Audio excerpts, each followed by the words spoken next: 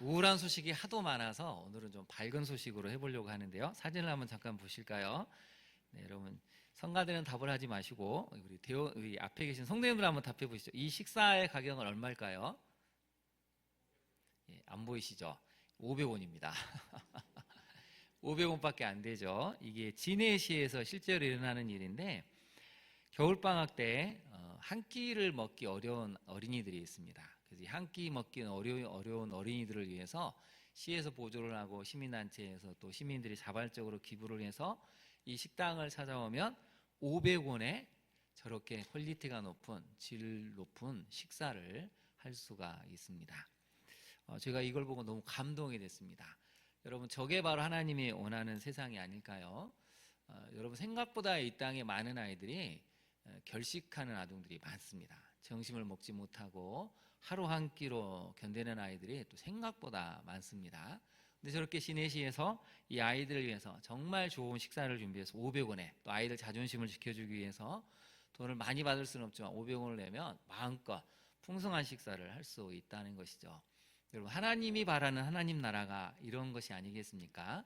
모두가 다 배고프지 않고 자신의 꿈을 위해서 열심히 달려갈 수 있도록 지원을 받고 돌봄을 받고 누구나 다 성별의 차이 없이 능력의 차이 없이 존중함을 받는 세상, 이게 바로 하나님이 원하시는 세상이죠. 그래서 저는 청년들이 잘 됐으면 좋겠습니다. 이럴 때 청년들이 좀 아멘을 해야 되는데요. 우리 청년들이 정말 잘 됐으면 좋겠습니다. 왜냐하면 우리 청년들이 잘 되어서 하나님 믿는 사람들이 성공했을 때 어떻게 세상을 바꾸는지, 직장을 바꾸는지, 하나님이 주신 성공과 부와 명예를 가지고 어떻게 이 세상을 섬겨내는지 좀 보여줬으면 좋겠습니다. 그런 청년들이 많아져야, 성도들이 많아져야 사람들이 하나님을 보고 하나님을 알 수 있는 그 길에 들어서지 않을까요? 너무나 많은 사람들이 부와 명예는 갖지만 섬기는 데는 인색합니다. 점점 더 울타리를 많이 쳐가지고 가난한 사람들은 이 아파트에 들어오면 안 된다고 서로 울타리를 높이 샀죠. 심지어는 전기가 통하게 하는 그런 울타리를 만드는 경우도 저는 가끔 보았습니다. 여러분, 우리는 하나님을 믿는 백성들이기 때문에 같이 가야 합니다. 어렵든 힘들든 가난하든 부하든 우리 모두 같이 갈 때 하나님 나라의 역사가 만들어진다는 것이죠. 우리 옆에 분과 한번 인사를 나눠보실까요? 우리 함께 갑시다. 한번 인사해 보시죠. 우리 함께 갑시다. 네, 여러분, 함께 가야 합니다. 나라가 우수선합니다. 윤석열 대통령이 구속이 됐죠. 여기에 반대하는 사람들이 막 법원에까지 진입을 해가지고 유리창을 부수고 기물을 파손하는 전무후무한 헌정 역사상 이런 일이 없을 정도로 극과 극을 치닫는 현상을 보고 있습니다.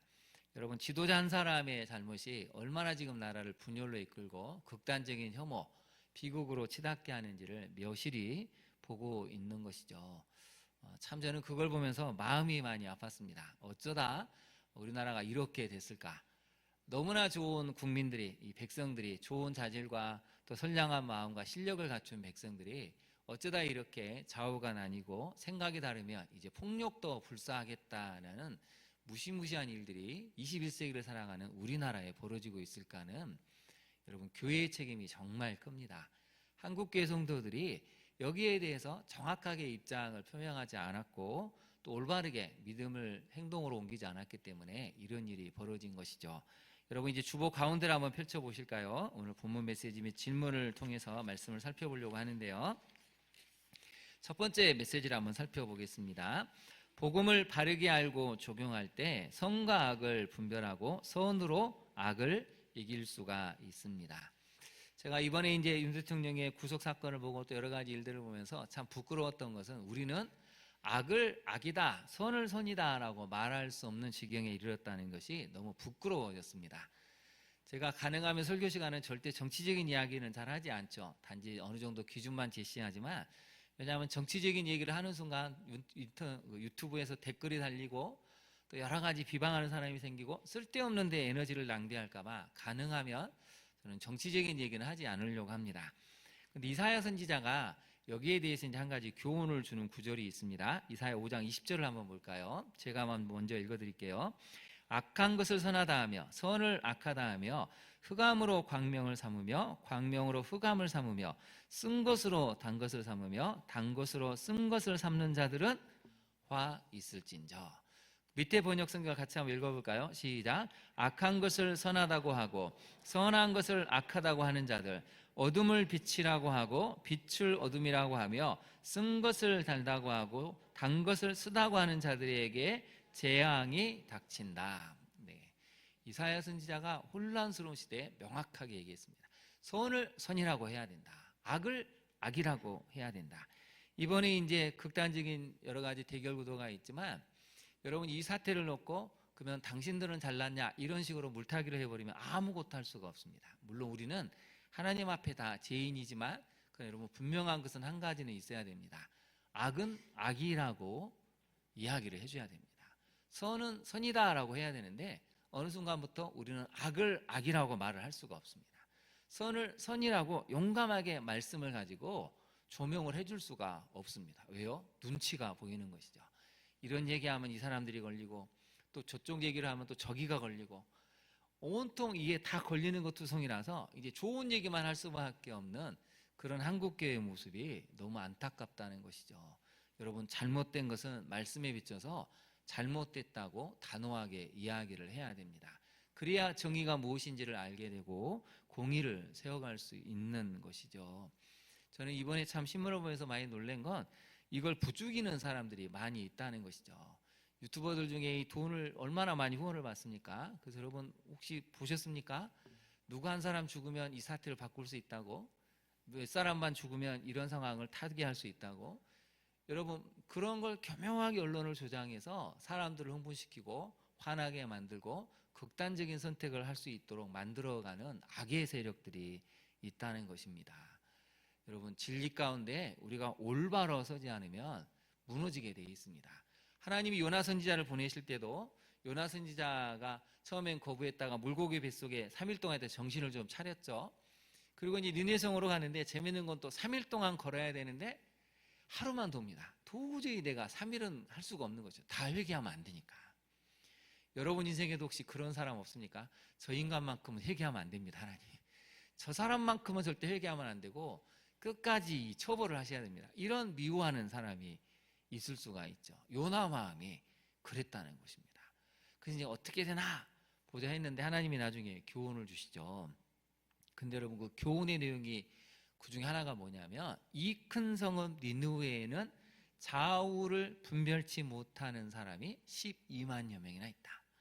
이게 놀라운 것입니다. 좌우를 분별하지 못한다고 하나님이 니느웨 백성을 딱 정의하셨습니다. 자, 그러면 니느웨 백성들 입장에서 하나님이 딱 이렇게 말씀하시면 니느웨 사람들은 뭐라고 얘기를 할까요? 아니 하나님 우리는 좌우를 분별하는데요. 우리도 나름대로 성과학의 기준이 있고 도덕적인 기준이 있는데 왜 우리로 하여금 좌우를 분별치 못한다고 하십니까? 이렇게 항의할 수 있습니다. 근데 여러분 하나님의 기준은 다르다는 것이죠. 말씀을 놓고 봤을 때 하나님 보시기에 선이 있고 악이 있는 것이지 사람이 봤을 때 이게 선이고 악이다 하는 것은 맞지 않다는 것입니다. 지금 대한민국의 현실이 여러분 좌우를 분간치 못하는 니느웨 백성과 너무 똑같아졌습니다. 사사기 시대처럼 마지막 사사기의 그 구절처럼 각자 자기 소견에 오른 대로 행하는 것이죠. 각자 우리는 여기가 옳으니까 이쪽에 서고 우리는 또 여기가 옳으니까 저쪽에 서고 그래서 다 각자가 옳은데 하나님 보시기에는 선과 악으로 봤을 때 좌우를 분간치 못해서 결국은 멸망할 수밖에 없는 니느웨 백성들의 모습이 지금 대한민국의 모습이라는 것입니다. 여러분 아닌 것은 아니라고 말할 수 있는 용기를 가져야 할 때입니다. 악은 악인 것이지 그걸 타협을 하면 안 되는 것이죠. 이제 진리 가운데 한국교회가 서서 선지자적 영성을 회복해야 될 때입니다. 저를 한번 따라서 고백해 주실까요? 교회는 성도는 선지자적 영성을 회복해야 합니다. 네, 선지자적 영성이 무엇입니까? 죄를 지적하고 회개시키고 돌아서게 만드는 것이죠. 여러분 세례 요한도 예수님도 처음 메시지가 무엇인지 기억나십니까? 공생애를 처음 했을 때 예수님도 세례 요한도 이렇게 선포하셨습니다. 회개하라. 하나님의 나라가 가까이 왔느니라. 회개하라고 말씀하셨지 처음부터 사랑한다라고 말씀하진 않으셨습니다. 회개하지 않으면 하나님 나라가 임했을 때 너희는 다 심판받아서 멸망할 수밖에 없다는 것이죠. 그래서 여러분 먼저 회개하라는 것이죠. 회개할 때 하나님 나라가 임하게 되고 그 하나님 자녀로 살 수 있다는 것입니다. 그럼 하나님 나라의 특성은 무엇일까요? 로마서 14장 17절을 한번 보겠습니다. 로마서 14장 17절을 보시면 세 가지 번역 성경을 쭉 해봤는데요. 하나님의 나라는 먹는 것과 마시는 것이 아니요 오직 성령 안에 있는 의와 평강과 희락이라. 가운데는 세 번역 성경인데 같이 한번 읽어볼까요? 하나님의 나라는 먹는 일과 마시는 일이 아니라 성령 안에서 누리는 의와 평화와 기쁨입니다. 마지막 공동 번역 이렇게 번역했습니다. 하나님의 나라는 먹고 마시는 일이 아니라 성령을 통해서 누리는 정의와 평화와 기쁨입니다. 여러분 여기에 특징이 하나가 있죠. 성령이 들어가 있다는 것입니다. 성령 하나님이 우리 안에서 내재하실 때, 우리 안에서 누리게 하실 때 그것은 무엇으로 나타납니까? 정의로, 평화로, 기쁨으로 나타납니다. 여러분 아무리 온수라도 우리 주님도 스데반 집사님도 저들을 용서해 달라고 기도했던 것처럼 우리는 진리로 분별하지만 죄는 미워하지만 죄인을 사랑할 수 있는 이런 평화, 기쁨이 있어야 된다는 것이죠. 정의가 있어야 된다는 것입니다. 그런데 한국 교회에는 얼마만큼 이런 성령 안에서 누리는 정의가 있고 평화가 있고 기쁨이 있습니까? 복음을 알지 못하면 나라는 혼란스러워집니다. 복음을 제대로 이해하지 못하면 선과 악을 분별하지 못하고 다 멸망의 길로 갈 수 있다는 것이죠. 적용을 한번 해볼까요? 여러분 복음이 무엇인지 바르게 알고 있습니까? 복음을 명확하게 알아야 됩니다. 복음은 기쁜 소식인데 기쁜 소식은 예수님처럼 처음부터 회개하라는 것에부터 시작이 됩니다. 회개할 때 주어지는 놀라운 역사, 구원의 은혜, 이걸 우리가 경험하게 된다는 것이죠. 회개할 때 악을 알게 되고 죄를 깨닫게 되고 돌이킬 수 있다는 것입니다. 그래서 여러분 복음을 통해서 우리는 선과 악을 분별하고 하나님의 나라를 의를 구하고 있는지 우리 자신을 돌아봐야 할 때입니다. 어느덧 교회 안에서 점점 복음이 사라지고 있는 것 같습니다. 여러분 복음을 회복해야 될 때입니다. 우리가 죄인이라는 사실을 깨달아야 되고 죄에 대해서 뉘우쳐야 되고 죄인을 해서 죄인 돼서 하나님의 자녀가 되었다면 악을 멀리하고 선으로 악을 이길 수 있는 힘을 가져야 합니다. 그럴 때 하나님이 다시 한번 대한민국을 회복시키실 것입니다. 두 번째 메시지를 한번 살펴볼까요? 두 번째 메시지를 같이 한번 읽어보겠습니다. 시작. 하나님께서 정하신 경계선을 잘 지킬 때 우리에게 주어진 역할을 올바로 수행할 수 있습니다. 아멘. 본문으로 들어가 볼까요? 여러분 16절을 보시면 우시야 왕이 얼마나 대단한 왕인지 우리가 살펴봤죠. 지난주에 농사를 정말 좋아하는 왕이었고 군사력을 튼튼히 했고 정말 백성들이 잘 살 수 있도록 이렇게 선한 왕이 없었습니다. 이렇게 왕이 끝까지만 갔으면 아마 이 남유다는 전무후무한 강대국이 되어서 계속해서 하나님의 구속사를 이어갈 수 있었을 텐데 문제가 생깁니다. 16절 한번 볼까요? 그가 강성하여지매. 여기다 밑줄을 그어보실까요? 항상 문제는 너무 잘나면 문제입니다. 너무 내가 잘 나가고 힘이 생기고 권력이 생기고 누가 봐도 사람들이 인정하고 인기를 막 몰아주면 사람은 여러분 다 넘어지게 됩니다. 인간은 당연히 그럴 수밖에 없습니다. 그러니까 여러분 그것을 이해를 하셔야 됩니다. 아, 잘나면 사람이 교만해질 수 있구나. 교만하면 타락해질 수 있는 게 보통 사람의 모습이구나. 그래서 여러분 한번 볼까요? 16절에 보면 순서가 있습니다. 그가 강성하여지매. 이제 힘도 세졌죠. 백성들의 인기도 어마어마하게 누리죠. 그리고 왕이 하는 것마다 잘 되니까 강성해지니까 이제 어떻게 됐을까요? 그의 마음이 첫 번째로 교만해졌습니다. 교만해지니까 어떻게 되죠? 악을 행했죠. 그래서 어떻게 되죠? 그의 하나님께 범죄하게 됐습니다. 여러분 이게 순서입니다. 내가 너무 강성해지면 교만해집니다. 교만해지니까 어떻게 되죠? 하나님께 범죄하는 악을 행하게 된다는 것입니다. 여러분 그래서 우리가 왜 말씀을 묵상하고 기도해야 될까요? 그런 우리 모습을 말씀을 통해서 비춰보고 아 내가 지금 교만하게 가고 있구나. 하나님 보시기에 굉장히 말도 안 되는 이 교만한 마음을 가지고 악을 행하고 있구나. 그게 말씀을 묵상하면서 기도 가운데 깨닫고 돌이킬 수 있기 때문에, 그래서 여러분 말씀을 묵상하고 기도하라는 이유가 여기에 있습니다. 대표적으로 솔로몬 왕이 이렇게 교만한 왕이었는데요. 열왕기상 11장 9절 10절 한번 볼까요? 화면을 한번 보이시죠? 솔로몬이 마음을 돌려 이스라엘 하나님 여호와를 떠남으로 여호와께서 그에게 진노하시니라. 여호와께서 일찍이 몇 번이나 나타나셨다고요?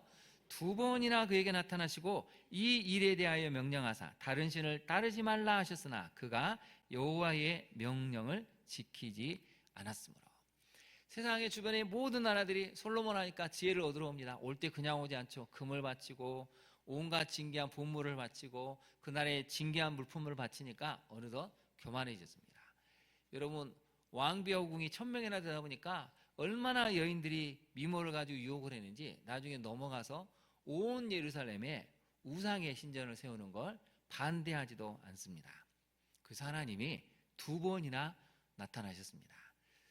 이번에 임직 받으신 분 한번 솔직히 답해 보십시오. 하나님이 여러분한테 2번이나 나타나서 경고하면 그 일을 하시겠습니까? 안 하시겠습니까? 할까요? 안 할까요? 여기 성도님들 한번 답해 보시죠. 여러분이 잘못된 일을 행했습니다. 하나님이 2번이나 나타나서 그러면 안 된다, 너 죽는다 이렇게 경고하시면 하시겠습니까? 안 하시겠습니까? 정말 안 할까요? 자신할 수 있습니까? 근데 성경은 그렇지 않다고 알려줍니다. 왜요? 솔로몬이 보여주잖아요. 솔로몬이 하나님이 2번이나 나타나셔서 경고를 했는데 그가 여호와의 명령을 지키지 않았다. 여러분이 하나님이 2번이나 나타나서 그 경고의 말씀을 들었을 때 하지 않으려면 딱 한 가지가 있어야 됩니다. 마음이 겸손해지면 됩니다. 마음이 낮아지면 순종할 수 있게 되는데 솔로몬은 이미 선을 넘어버렸다는 것이죠. 그래서 여러분, 교만한 사람들은 이제 어떤 일이 일어나냐면 한번 볼까요? 신명기 8장 14절 상반절을 보면 내 마음이 교만하여 내 하나님 여호와를 잊어버릴까 염려하노라. 모세가 마지막 유언을 남기면서 이스라엘 백성들 마음이 교만해서 하나님을 잊어버릴까 걱정이 된다라고 했죠. 잠언 16장 18절을 같이 한번 읽어볼까요? 시작. 교만은 패망의 선봉이요 거만한 마음은 넘어짐의 앞잡이이니라. 아멘. 여러분, 교만한 것은 패망하는 지름길이라는 것입니다. 거만한 마음도 마찬가지죠. 잠언 21장 4절을 한번 볼까요? 눈이 높은 것, 마음이 교만한 것, 악인이 형통한 것은 어떻게 된다고요? 다 죄입니다. 제가 말씀드린 게 아니고 잠언에서 명확하게 설명했습니다. 여러분, 눈이 너무 높으신 분들 빨리 회개하시기 바랍니다. 너무 눈을 높이 잡으면 안 된다는 것이죠. 물론 여기서 눈이 높다는 것은 마음이 교만해져서 하나님이 보이지 않는다는 것을 이야기하는 것이죠. 이렇게 눈이 높아지고 마음이 교만해지고 악인이 형통한 것들은 전부가 다 죄다라고 잠언은 알려주고 있습니다. 여러분, 우시야 왕이 교만해졌습니다. 그래서 본문으로 가볼까요? 어느 정도로 교만해졌냐면 하나님 여호와께 범죄했는데 여호와의 성전에 들어가서 향단에 분향을 하려고 했습니다.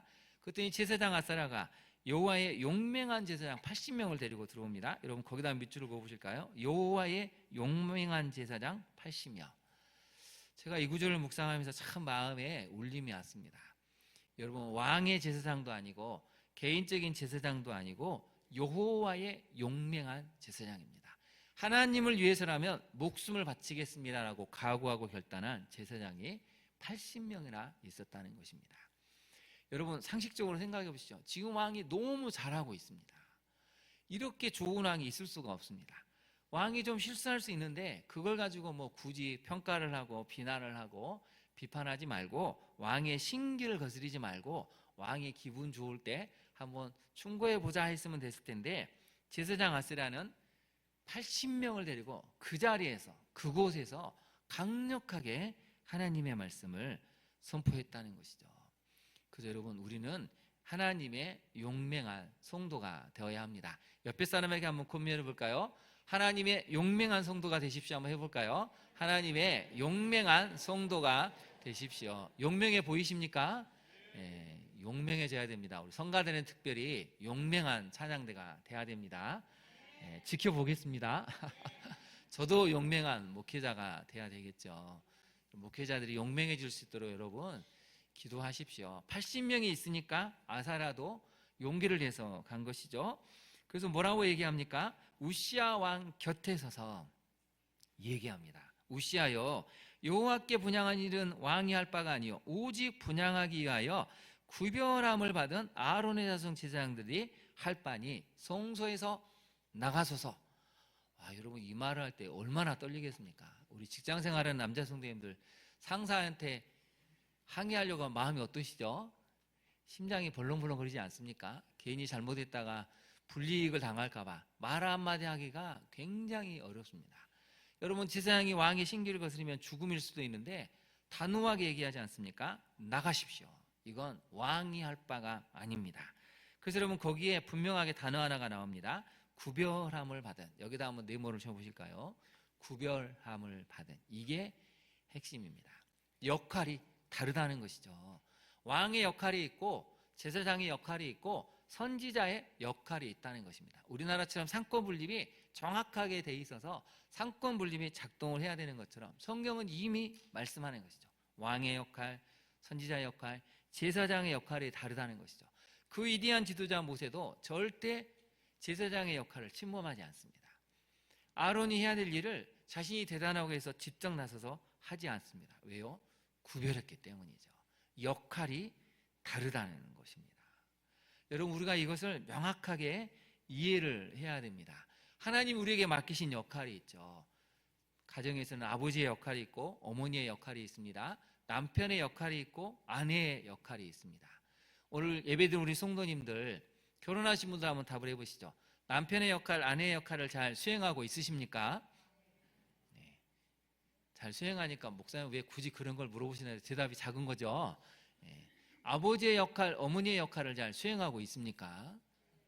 여러분 역할을 잘 수행하라고 하나님이 우리에게 맡기신 것입니다. 근데 문제는 오늘 설교 제목을 한번 볼까요? 설교 제목이 무엇입니까? 역할과 역할놀이 사이. 여러분 권력을 줬는데 권력을 마치 자기 것처럼 삼아서 놀이하듯이 하면 안 된다는 것입니다.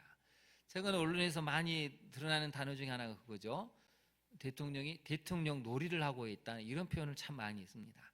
대통령이면 대통령답게 권위를 가지고 참과 거짓을 분별하고 탁월한 리더십, 현명함을 가지고 좌우를 분별해서 백성들을 화합하고 이끌어야 되는데 그렇지 못한 데 대한 질타의 단어라고 저는 생각을 합니다. 여러분 목사인 제가 만약에 너무 교회가 잘 되고 부흥하면 목회자 역할이 놀이에 심취할 수가 있습니다. 하나님이 맡기신 역할에 순종하는 게 아니고 이 맡기신 역할을 착각해가지고 너무 심취하면 이걸 내 것인 양 생각해서 놀이처럼 해버릴 수 있다는 것이죠. 이게 지금 한국교회의 가장 큰 위험한 요소입니다. 여러분 제가 벌써 올해 4월 첫째 주가 되면 만 9년 차가 됩니다. 여러분 별로 안 놀라시는군요. 제가 벌써 9년이 됐습니다. 이제 10년 차에 접어들지 않습니까?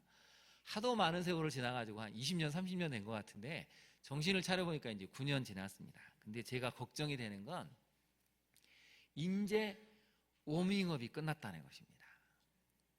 여러분 이제 워밍업이 끝났습니다. 성도 여러분 이제가 본게임입니다. 선수들이 시합을 앞두고 뭘 하죠? 워밍업을 하죠. 그래야 본 경기에 나가면 좋은 성적을 낼 수 있으니까. 우리 교회는 지난 9년 동안 상처를 치유하고 아픔을 치유하고 또 여러 가지 것을 무너진 것을 재건하고 성벽을 쌓느라 이제 9년의 시간이 흘렀습니다. 이제 진짜 본게임이 우리를 기다리고 있습니다.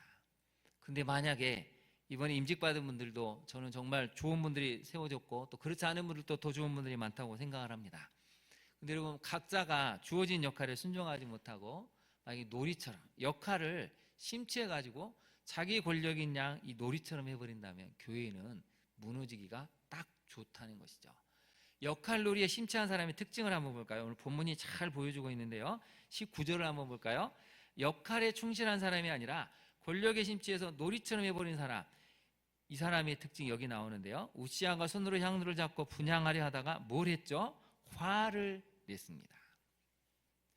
성소에서 화가 났다는 것이죠. 하나님의 거룩한 곳인 성소에서 왕이 화를 냈습니다. 화를 냈다는 표현이 두 번이나 나오죠. 제사장에게 화를 낼 때에 충고가 조언이 들어오지 않는 것입니다. 그러니 화가 나는 것이죠. 교만한 사람들의 특징은 화를 잘 내는 것입니다. 왜 그럴까요? 좋은 조언이 듣기가 싫은 것입니다. 나는 잘하고 있는데 왜 쓸데없이 이래저렇게 간섭을 할까?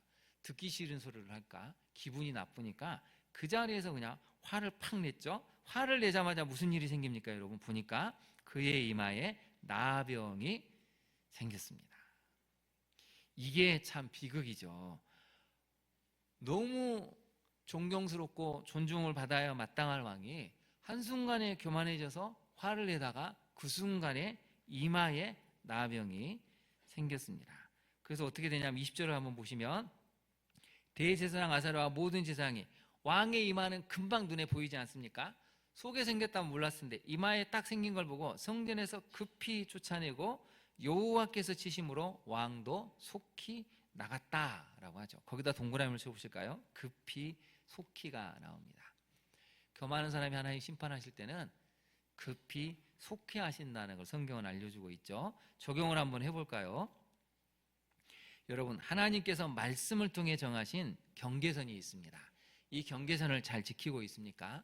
대표적인 경계선이 십계명이죠. 하나님과 우리 사이에 또 이웃 간의 사이에 경계선이 있습니다. 도둑질하지 마라, 살인하지 말라, 하지 말라, 거짓말하지 말라, 내 이웃의 아내를, 종들을, 소유를 탐내지 말라. 여러 가지 경계선을 정하셨습니다. 여러분, 이 경계선만 잘 지켜도 사회는 정말 좋은 사회가 됩니다. 왜 문제가 생깁니까? 도둑질하고 탐내고 거짓말하고 남의 것을 탐내다 보니까 가정들을 무너뜨리는 일을 서슴지 않고 있습니다. 아담과 하와도 하나님이 정하신 경계선, 선악과를 따먹지 말라는 경계선을 넘어가 버리니까 결국 인류 전체가 지금까지 고통을 받고 있는 원죄의 놀라운 결과물을 만들어내지 않았습니까? 우리에게도 여러분 경계선이 있습니다.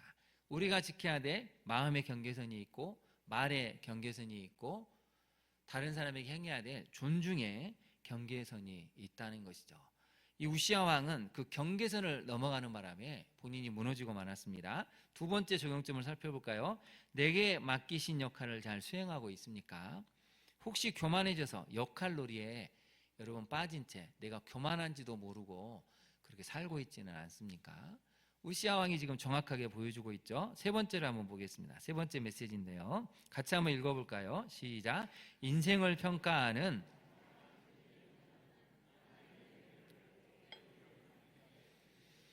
네, 여러분 오늘 문장을 보시면 단어 하나하나가 우리에게 참 많이 기억하게 하는 단어가 나오죠. 20절에 먼저 보시면 여호와께서 치심으로가 나옵니다. 일단 거기 한 밑줄을 보시니까 치셨죠. 어떻게 됐을까요? 하나님이 치시니까 죽는 날까지 나병 환자가 되었습니다. 첫 번째 일어난 일은 나병 환자가 되어버린 것입니다. 여러분 나병 환자가 되는 순간 완전히 격리입니다.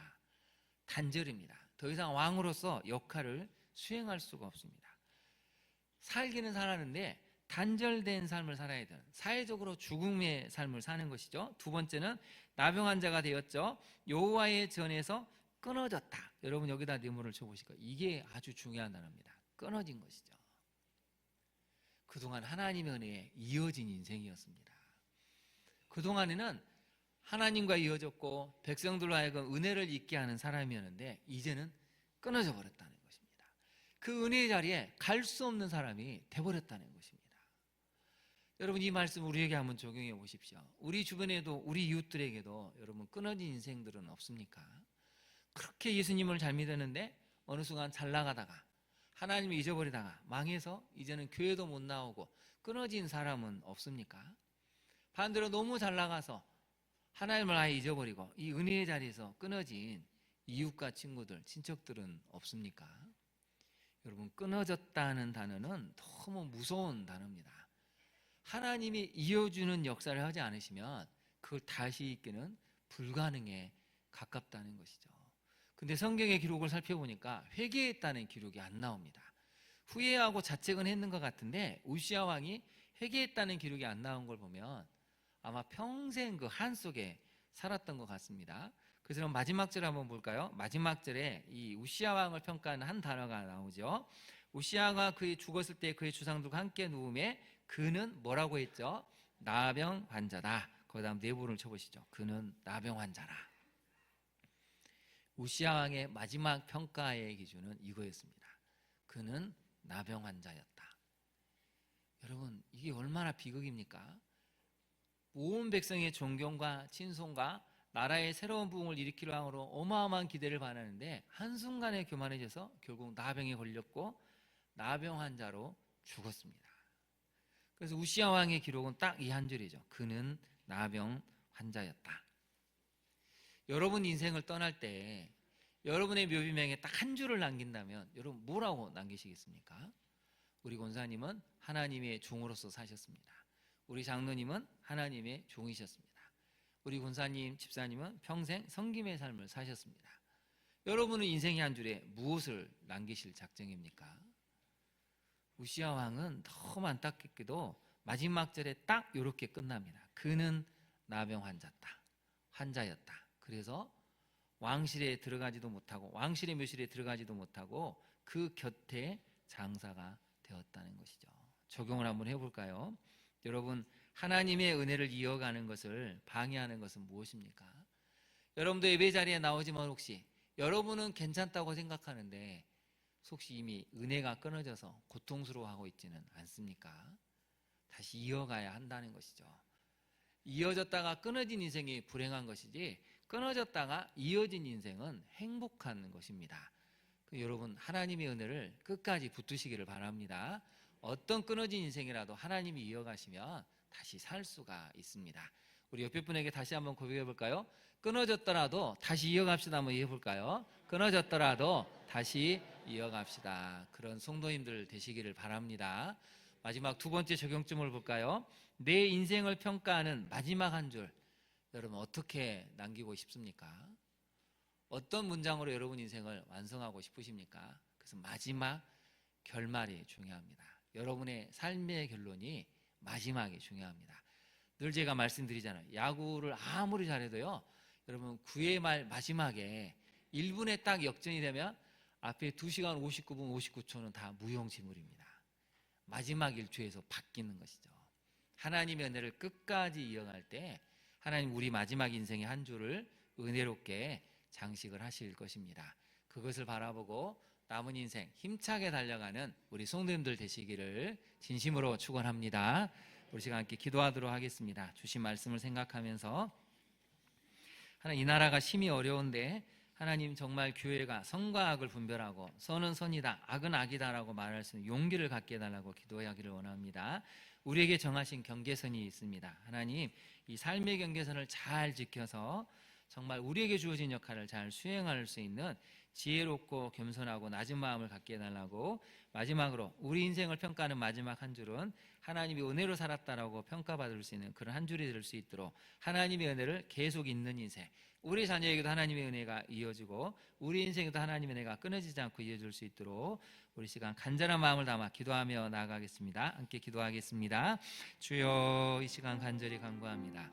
하나님, 시대가 어지러울수록 교회가 교회다운 모습을 잊어버리고 있습니다. 악을 악하다고 말하고 선을 선하다고 말할 수 있는 용기조차 점점 사라져가는 안타까운 시대로 우리가 살고 있습니다. 아사라와 그의 용맹한 여호와의 제사장 80명처럼 악을 악이다라고 말하고 하나님의 말씀을 용감하게 선언할 수 있는 이 땅의 모든 목회자들이, 사역자들이, 성도들이 되게 하여 주옵소서. 하나님을 위해서 목숨을 걸을 줄 아는 그런 담대함을 갖기를 원합니다.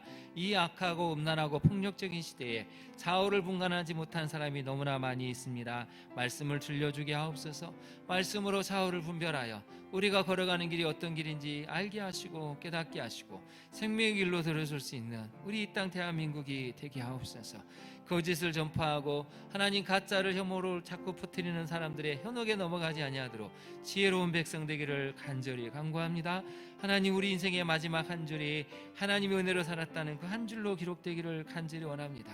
하나님, 아무리 우리가 잘 살아도 마지막에 무너지면 우리의 모든 것이 끊어지게 될 텐데 주여, 우리에게 은혜를 주셔서 이어가는 인생이 되게 하옵소서. 우리 자녀의 인생에 은혜가 이어질 수 있도록 도와주옵소서. 비록 지금은 끊겼다고 할지라도 다시 한번 하나님의 은혜로 우리가 그 하나님 은혜의 끈을 이어가서 우리 자녀들이 다시 한번 그 하나님의 은혜에 살게 하옵소서.